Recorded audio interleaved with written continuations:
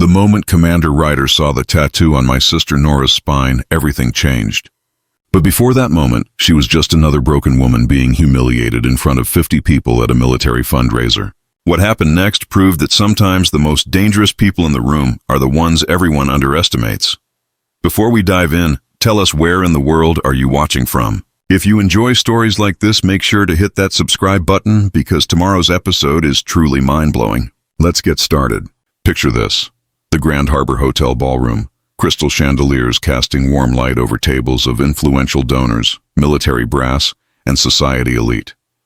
Everyone dressed to impress, everyone there to honor our heroes. Everyone except my sister Nora, who looked like she wanted to disappear into the expensive carpet beneath her feet. I'm telling you this story because what I witnessed that night changed everything I thought I knew about my own sister. See, I work in military contracting, good money, connections with all the right people. I thought bringing Nora to this Heroes Among Us charity gala would help her confidence. She'd been struggling since her divorce, working double shifts at some downtown diner, barely scraping by. I figured seeing successful people, being around positive energy, maybe it would inspire her to aim higher. Nora walked into that ballroom wearing a simple black dress she borrowed from her friend, her dark hair pulled back in a neat bun. She carried herself differently than other women her age. Straight posture, alert eyes that scanned the room like she was mapping exits. Most people would miss details like that, but looking back, the signs were all there. What nobody knew, including me, was that my struggling waitress sister was carrying secrets that would make every person in that room question everything they thought they understood about strength, sacrifice, and what a hero actually looks like. The woman they were about to humiliate had stories that would make their charity speeches seem like bedtime tales. Commander Jackson Ryder stood near the silent auction tables. Dress blues perfect, ribbons telling stories of deployments most civilians couldn't pronounce. Elite Navy SEAL, the kind of man who commanded respect just by existing. He was there representing SEAL Team 6, shaking hands, taking photos, doing the political dance that comes with the job. Professional smile, but eyes that missed nothing. Vivian Blackwood glided through the crowd like she owned the building, which her husband's construction company probably helped build. Designer everything, the kind of woman who measured worth in dollar signs and social media followers. She organized these events not out of genuine care for veterans, but because it looked good in the society pages. Here's what made that night so brutal. Nora genuinely wanted to belong somewhere again. The divorce had shattered her confidence, and I could see her fighting internal battles I didn't understand. She kept adjusting her dress, checking her reflection, asking me if she looked okay. For someone who usually projected quiet strength, she seemed fragile that night, vulnerable in a way that made me want to protect her. I had no idea she was the one person in that room who least needed protection. I also had no idea that in less than an hour she would remind everyone present what real courage looks like when it's been tested by fire and forged in places where heroes are made, not celebrated. The Heroes Among Us Gala was everything you'd expect from a $500 a plate charity event. Ice sculptures shaped like eagles, military memorabilia displayed behind glass cases, and enough retired generals to stage a small coup. The cause was legitimate, supporting wounded veterans with adaptive housing and rehabilitation services. But the execution felt more like a competition to see who could appear most patriotic while wearing the most expensive outfit. Nora stood beside me at the registration table, fidgeting with the small clutch purse she'd borrowed along with the dress. Her hands kept smoothing non-existent wrinkles from the fabric, a nervous habit I'd noticed increasing since her divorce 6 months earlier. The marriage had been a disaster from the start. Her ex-husband Derek had been the kind of man who made himself feel bigger by making everyone else feel smaller, especially Nora. He'd convinced her that her best wasn't good enough, that she was lucky anyone would put up with her moods and what he called her soldier girl attitude. What Derek never understood, and what I was only beginning to piece together myself, was that Nora's so-called attitude was actually discipline, the way she kept her living space immaculate despite working 16-hour days, how she never complained about exhaustion even when dark circles shadowed her eyes, the careful way she observed people and situations before speaking. These weren't character flaws, they were habits carved by experiences I couldn't imagine. Since the divorce, Nora had been working at Rosie's Diner on 5th Street, pulling double shifts to afford her studio apartment. She served coffee and eggs Benedict to investment bankers and real estate developers, many of whom probably earned in a day what she made in a month. The irony wasn't lost on me that some of these same people were now chatting nearby about their charitable contributions to veteran causes. I watched her scan the ballroom with those alert green eyes, cataloging faces and mapping the layout in a way that seemed automatic. Her posture was perfect, shoulders back despite her obvious discomfort with the formal setting. She moved with an economy of motion that suggested someone accustomed to being ready for anything, though ready for what? I couldn't say. The crowd around us buzzed with conversations about stock portfolios and vacation homes in the Hamptons. Women dripped in diamonds discussed their latest charity work between sips of champagne. Men in expensive suits compared military contracts and defense industry connections. Everyone seemed to belong except Nora, who kept glancing toward the exit like she was planning an escape route. "You okay?" I asked, noticing how she startled slightly when a server appeared beside her with a tray of appetizers. "I'm fine," she replied, but her voice carried a tension I'd been hearing more often lately. "Just taking it all in." I tried to encourage her. "Nora, you belong here just as much as anyone else. These people put their pants on one leg at a time, same as everyone." She gave me a look that was equal parts affection and exasperation. "Easy for you to say. Look at these people, then look at me. I'm serving half of them coffee tomorrow morning at 6 a.m., and they'll pretend they've never seen me before." The sadness in her voice hit harder than I expected. Here was my sister, one of the strongest people I knew, reduced to feeling invisible in a room full of strangers. What bothered me most was that I couldn't argue with her assessment. The class divide in that room was obvious, and Nora had landed firmly on the wrong side of it through no fault of her own. What I didn't realize was that strength comes in forms you can't always see, that sometimes the most powerful person in the room is the one everyone overlooks, and that my sister's story was about to remind everyone present that heroism isn't measured by your bank account or your social status. It's measured by what you do when everything is on the line and no one is watching. The silent auction tables lined the west wall of the ballroom, displaying everything from weekend getaways to signed sports memorabilia. Nora had been studying a framed photograph of wounded veterans at a rehabilitation center, her expression thoughtful in a way that suggested personal connection rather than casual interest. I was checking out a golf package when I heard the crash. The sound of crystal hitting marble floor cut through the ambient chatter like a gunshot. Heads turned, conversation stopped, and suddenly 50 pairs of eyes focused on the collision between my sister and Vivian Blackwood. Red wine spread across Vivian's ivory designer gown like spilled blood, the stain growing larger with each passing second. Nora stood frozen, an empty wine glass at her feet, her face pale with horror. She'd been backing away from the crowded auction table when Vivian swept past without looking, champagne flute raised in animated conversation. The collision was inevitable, but that didn't matter now. "Are you completely insane?" Vivian shrieked, her voice piercing enough to stop conversations 3 tables away. "Do you have any idea what you've done?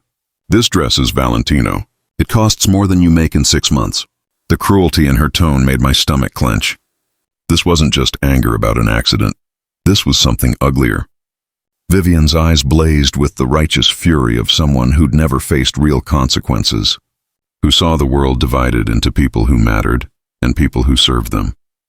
Nora immediately began apologizing, her voice shaky but sincere. "Ma'am, I'm so sorry.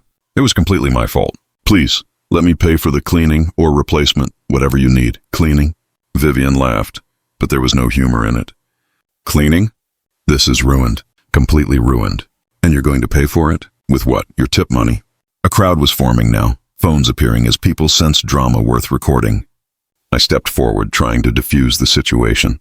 "Look, it was clearly an accident. We'll handle whatever costs are involved." Vivian turned her venom on me. "Oh, how noble. Let me guess. You brought your little charity case here to show her how the other half lives?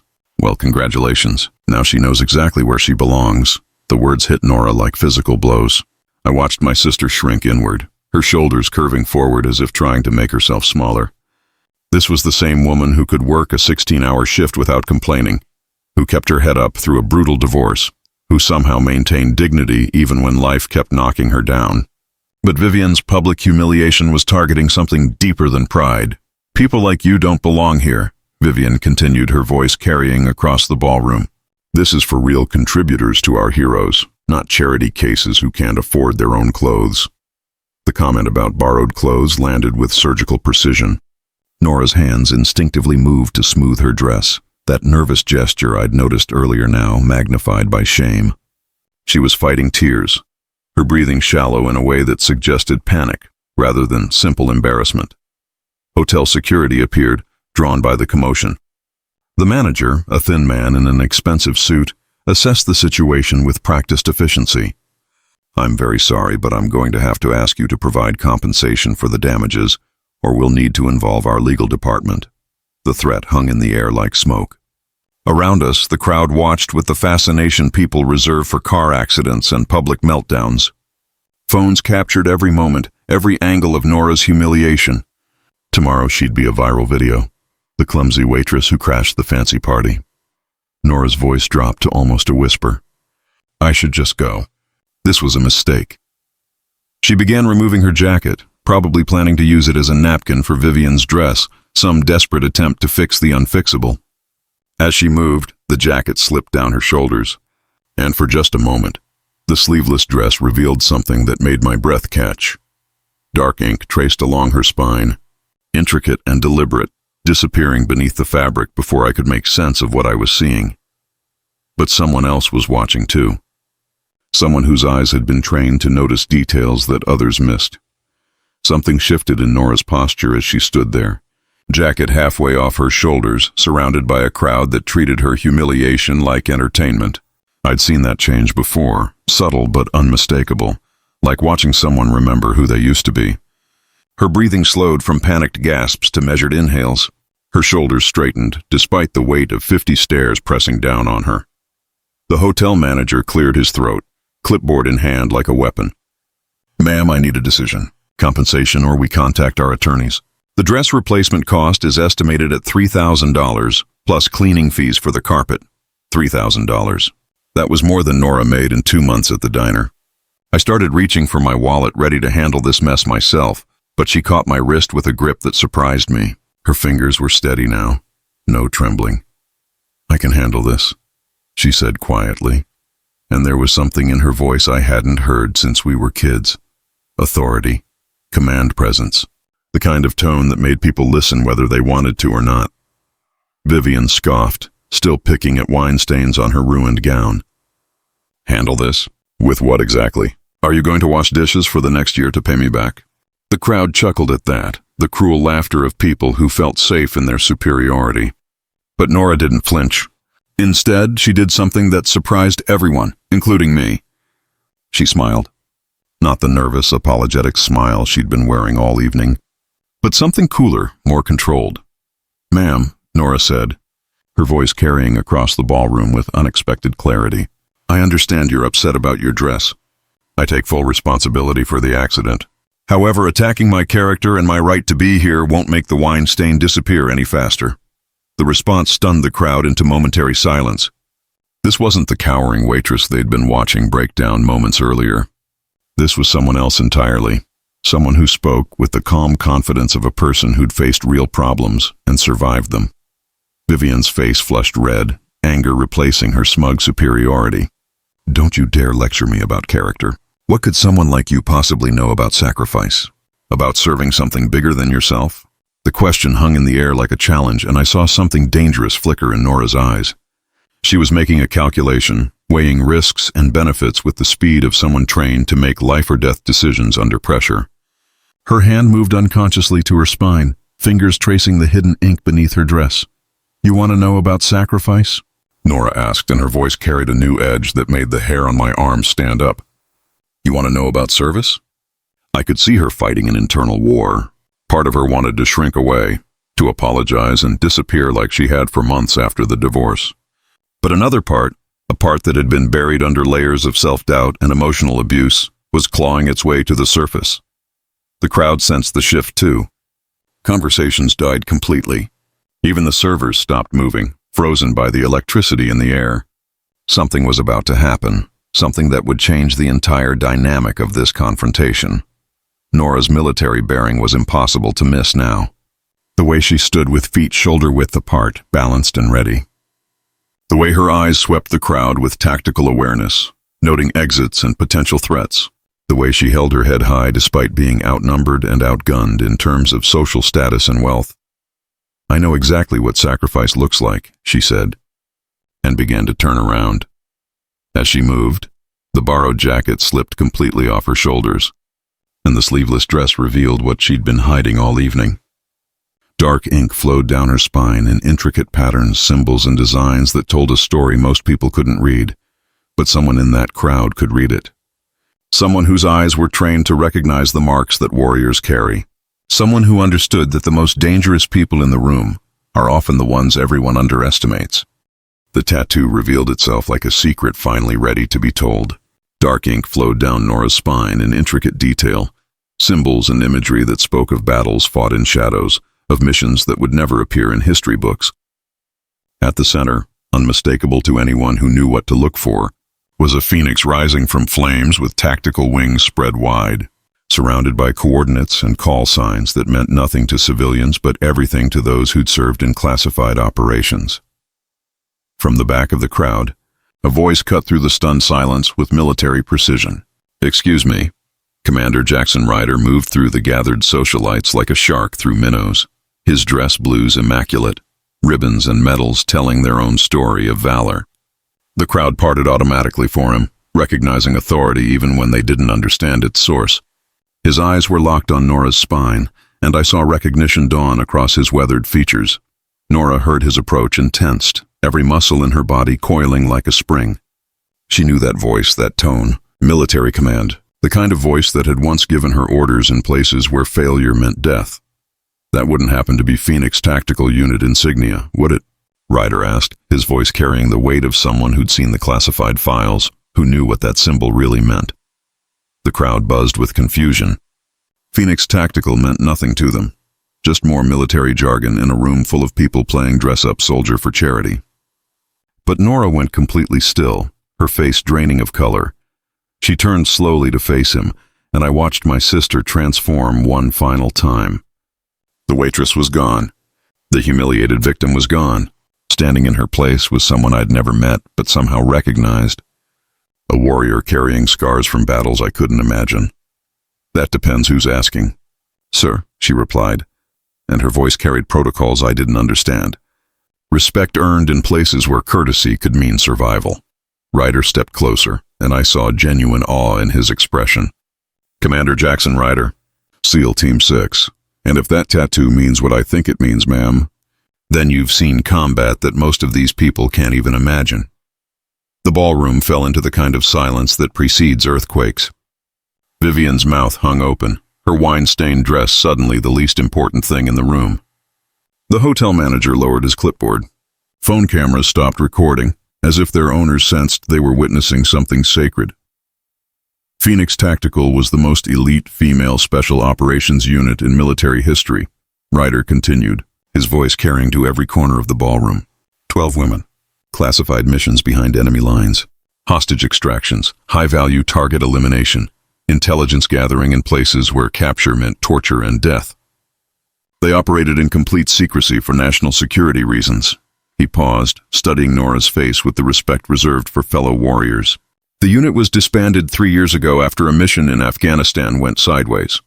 Half the team didn't make it home. I watched Nora's composure finally crack, not from shame but from grief. Her eyes filled with tears she'd been holding back for years. Tears for teammates whose names were classified, whose deaths couldn't be mourned publicly, whose sacrifice would never be acknowledged. Vivian stammered, her earlier confidence completely shattered. "That's impossible. She's just a waitress. She serves coffee." Nora looked at her with the patience of someone who'd stared down actual threats, whose definition of danger had been calibrated in war zones. "Ma'am, I've served 3 tours in Afghanistan. I've extracted hostages from terrorist compounds while under heavy fire. I've lost teammates whose names I can't speak and whose graves I can't visit because their identities remain classified. Your dress will survive dry cleaning. My friends won't come back to life." Her voice never rose, never carried anger, just the quiet authority of someone who'd earned the right to speak about sacrifice, but I'd still rather be me than someone who thinks money makes them better than the people who actually served. The silence that followed was deafening. 50 of the city's most powerful people stood frozen, realizing they'd just watched a real American hero get humiliated by someone whose greatest accomplishment was marrying wealth. The first sound to break the silence was applause. Slow, deliberate clapping from Commander Ryder that echoed through the ballroom like a call to action. Within seconds, the entire room erupted in sustained applause, not the polite charity gala variety, but the kind reserved for genuine heroes.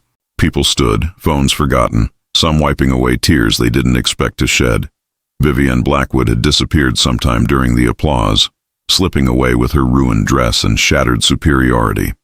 The hotel manager approached Nora with an embarrassed expression and quietly tore up the compensation demand, muttering apologies about misunderstanding the situation. Several donors pressed business cards into her hands, offering jobs, connections, anything to associate themselves with her story. But the most profound change wasn't in how others saw Nora. It was in how she saw herself. Standing there in her borrowed dress, surrounded by people who suddenly recognized her worth, she looked different, taller, more present. The invisible weight she'd been carrying for months seemed to lift from her shoulders. For the first time since her divorce, she wasn't apologizing for existing. "Thank you for your service," Commander Ryder said, extending his hand with the respect one warrior shows another. "Your country owes you a debt it can never repay." Nora shook his hand firmly. "I did my job, sir. Nothing more, nothing less." But we both knew it was everything more. Later that evening, as we drove home through the city streets, she finally opened up about the years she'd hidden from everyone. The missions she couldn't discuss, the teammates she'd lost, the way coming home to civilian life had felt like landing on an alien planet where people complained about Wi-Fi, speeds and long lines at Starbucks. The divorce had been the final blow to her already fragile sense of belonging. Derek hadn't just criticized her habits and personality, he'd systematically dismantled her confidence, convincing her that her military service was something to hide rather than honor. He'd made her feel like a broken toy soldier, too damaged for normal life, too dangerous for peaceful relationships. 3 weeks after the gala, Nora gave notice at the diner. She'd received dozens of job offers, but more importantly, she'd remembered who she was before the world tried to make her smaller. She enrolled in a business program, using her GI benefits for the first time since leaving the service. Her plan was ambitious, a security consulting firm specializing in executive protection and threat assessment. "I spent 5 years serving my country in silence," she told me over coffee one morning, back to drinking it black like she had during deployments. "Maybe it's time I served it in the light." The business launched 6 months later.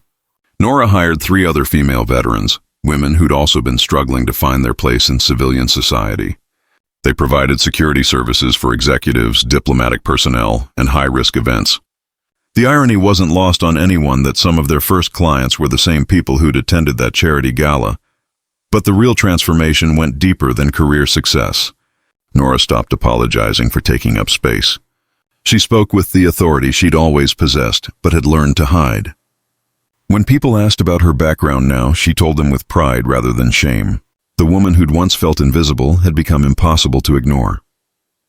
The lesson hit me hardest during a family dinner months later.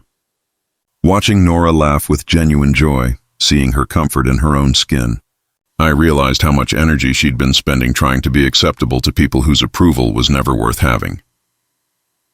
That night at the gala taught me that heroes don't always look like the movies suggest. Sometimes they wear borrowed dresses and serve you coffee. Sometimes they carry scars that never fully heal and secrets they can never share.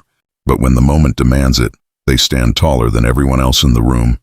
Not because they're trying to prove anything, but because they've already proven everything that matters. Nora never had to earn the right to belong anywhere. She just had to remember she'd already paid that price in places where belonging meant survival, and courage meant coming home alive.